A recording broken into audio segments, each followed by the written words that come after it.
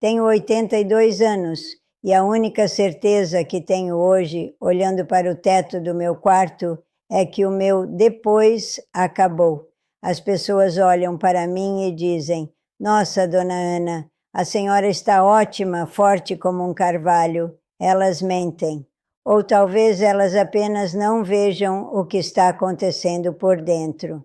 A verdade é que eu estou no fim. Não é drama, não é pessimismo, é matemática. A biologia não negocia com a esperança. Eu sinto o cansaço nos ossos de um jeito que nenhum remédio tira. E quando você chega nessa idade, a morte deixa de ser um monstro que vive no escuro e passa a ser uma visita que está sentada na sala de espera, folheando uma revista, apenas aguardando a hora de entrar.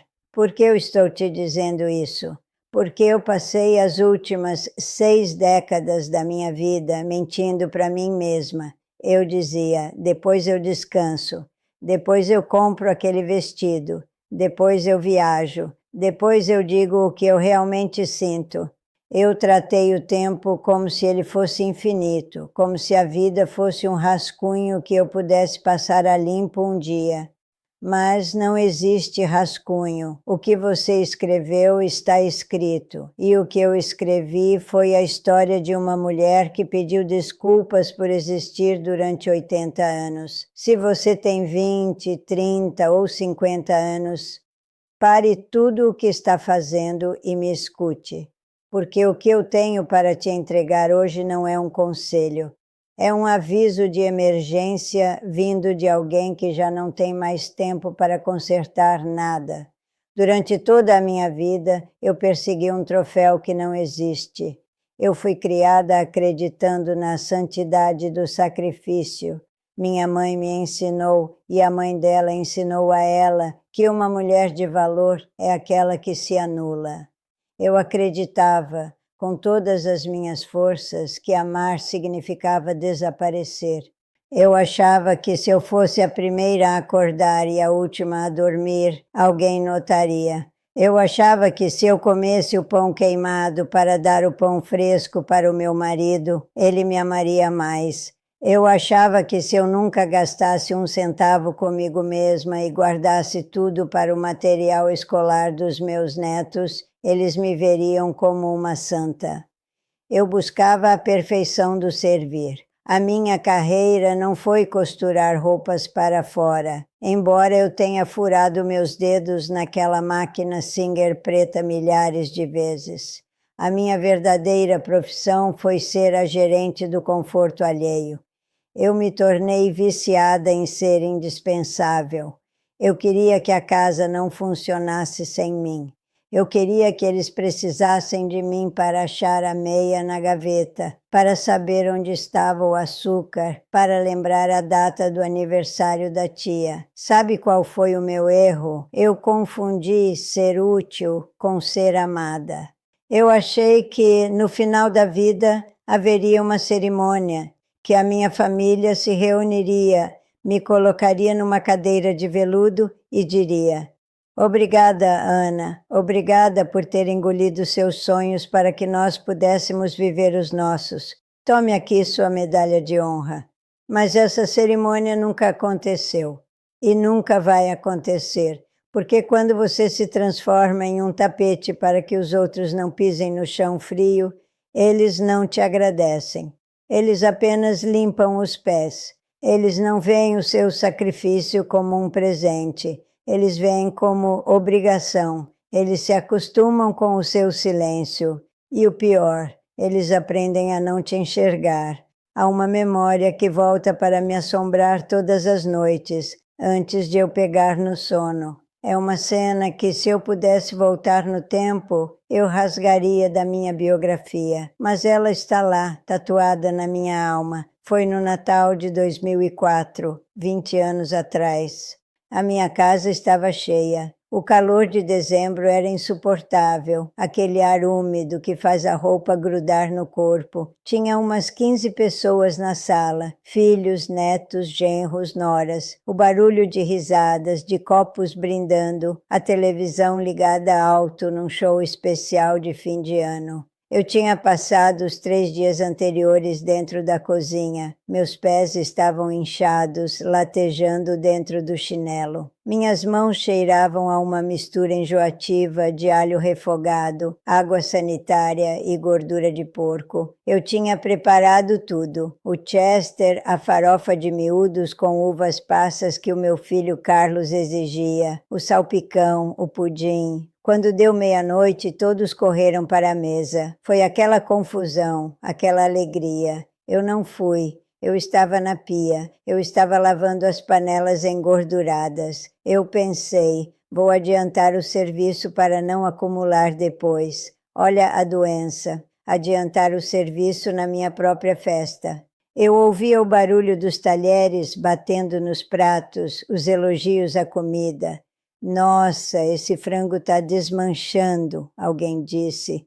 Quando eu finalmente sequei as mãos naquele pano de prato úmido, encardido de molho, e fui para a sala de jantar, a travessa do Chester estava vazia.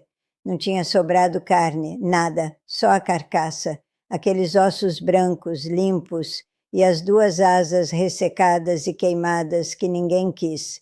Eu parei na ponta da mesa. Houve um silêncio constrangedor de 2 segundos. Mas então, meu marido, o Zé, que estava sentado na cabeceira, com a camisa aberta por causa do calor, riu. Ele estava com a boca cheia, segurando um copo de cerveja, e disse alto para todo mundo ouvir: "Ué, Ana, demorou, hein? Mas não tem problema não. Deixa a carcaça para ela. A Ana adora roer o osso. Ela sempre diz que é no osso que está o gosto, né, véia?" E ele riu, e meu cunhado riu, e meus filhos continuaram comendo. Naquele momento eu senti algo quebrando dentro do meu peito. Não foi o coração, foi a minha dignidade. Eu olhei para aquela carcaça na travessa.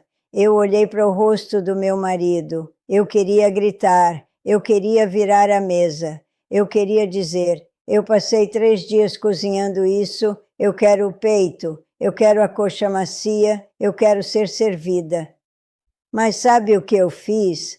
A dona Ana, a esposa perfeita, a mãe abnegada, deu um sorriso amarelo.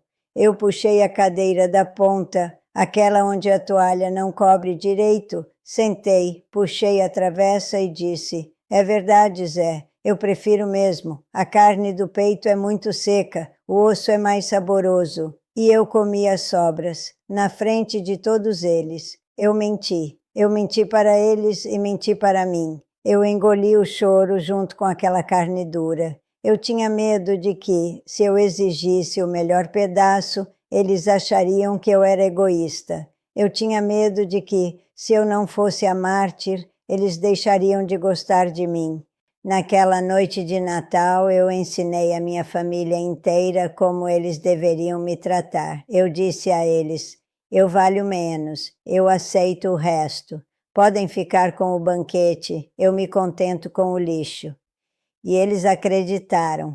Hoje, 20 anos depois daquele Natal, eu vivo no império que eu mesma construí, o império da solidão acompanhada. O Zé ainda está vivo, ele tem 85 anos. Ele ainda senta na cabeceira. Ele ainda espera que o café apareça magicamente na xícara dele. Ele é um homem bom, dizem os vizinhos, mas ele nunca me perguntou, em 60 anos de casamento, qual era o meu sonho. Ele nunca soube qual era a minha cor favorita. Para ele, eu sou parte da mobília, uma mobília que cozinha e lava. Meus filhos, o Carlos vem pouco. Traz presentes caros, me deu uma televisão enorme que eu mal sei ligar, como se eletrônicos pudessem substituir presença. A Márcia só vem para desabafar, para despejar o lixo emocional dela no meu colo e sai mais leve, me deixando com o peso. E o meu caçula, o Ricardo, ele tem quase 40 anos e ainda traz a sacola de roupa suja para eu lavar toda semana. Ontem eu estava sentada na minha máquina de costura. Ela está parada, coberta de pó. Eu olhei para a minha mão. Eu tenho uma cicatriz de queimadura no braço, de tanto forno. Tenho os dedos furados e tenho uma dedeira de metal antiga que eu fico girando no dedo quando estou nervosa. Essa casa está cheia de gente nos fins de semana, mas eu me sinto a pessoa mais solitária do mundo. Sabe por quê? Porque ninguém conhece a Ana. Eles conhecem a mãe, eles conhecem a avó, eles conhecem a serviçal. Mas a mulher Ana Lúcia, que gostava de dançar bolero, que queria ter aprendido a pintar quadros, que adorava cheiro de terra molhada, essa mulher morreu de fome. Ela morreu de fome enquanto alimentava os outros.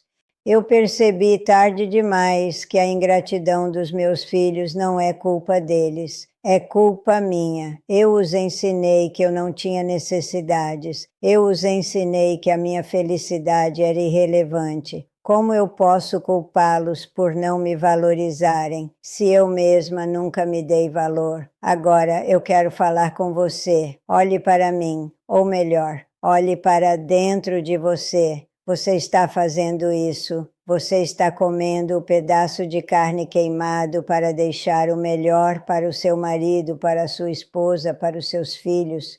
Você está deixando de comprar o perfume que você gosta para economizar um dinheiro que vai ser gasto com bobagem pelos outros.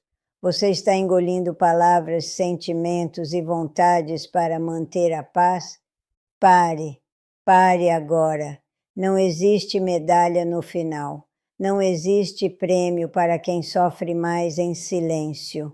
Se você se acostuma a comer as migalhas, ninguém nunca vai te oferecer o banquete. O mundo trata você exatamente como você se trata. Se você se coloca em último lugar, o mundo vai concordar com você e te deixar lá, no fim da fila. Não cometa o meu erro. O amor próprio não é egoísmo. É a única forma de ensinar os outros a te amarem. Hoje, no próximo almoço, pegue o melhor pedaço da carne. Sirva o seu prato primeiro. Compre aquele sapato. Faça aquela viagem. Diga não quando quiser dizer não. Diga estou cansada quando estiver cansada. Quebre esse ciclo maldito do sacrifício antes que você chegue aos 82 anos olhando para uma mesa cheia de gente e se sentindo invisível. Não espere ter um derrame, não espere cair na cozinha, não espere a morte sentar na sala de espera para perceber que você é a protagonista da sua vida.